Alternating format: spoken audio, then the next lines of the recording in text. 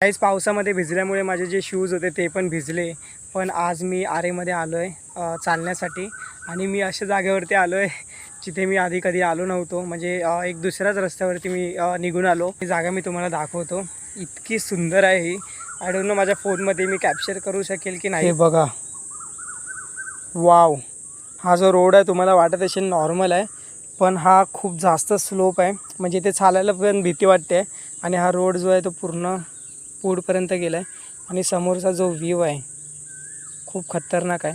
हा रोड इथून सुरू होतो, तो पूर्ण पुढपर्यंत जातो आहे. आपण जाऊन बघणार आहोत. क्या है अंकल आगे? अंकल भाई साहब इधर आगे एरिया है। कौन सा नाम वगैरह? 25 नंबर। 25 नंबर। हाँ कितना दूर होगा?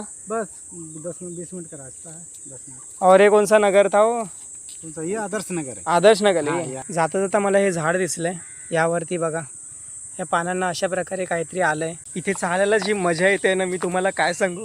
हे बघा, त्या काकांना परत कोणीतरी थांबवले मुलांनी. तुम्ही बघू शकता की हा एरिया जो आहे तो किती सुंदर दिसतोय. गाईस, ते दोघं जे आहेत त्यातला एक जण जो आहे तो व्लॉग शूट करतोय आणि ते पण त्यांच्या व्ह्यूवर्सला सांगतात की ही जागा बघा किती सुंदर आहे वगैरे. हे जे आहे ते 25 नंबर आहे पूर्ण. मी आता ह्या गल्लीतून बाहेर पडलो आणि हा जो रस्ता आहे तो मला माहिती आहे. ओ भाई, या रस्त्याने तर मी नेहमी येत असतो. म्हणजे मी तुम्हाला खूपसे असे प्लेसेस दाखवले आहेत. म्हणजे इथे एक व्ह्यू पॉईंट वगैरे आहे. सो त्या रस्त्यात मी आता निघालो आहे. म्हणजे मला पण माहिती नव्हतं की ज्या रस्त्याने मी आता आलो आहे तो रस्ता म्हणजे ह्या साईडला निघेल. तुम्हाला गावदेवी मंदिर वगैरे माहिती असेल, मी तुम्हाला दाखवलं आहे.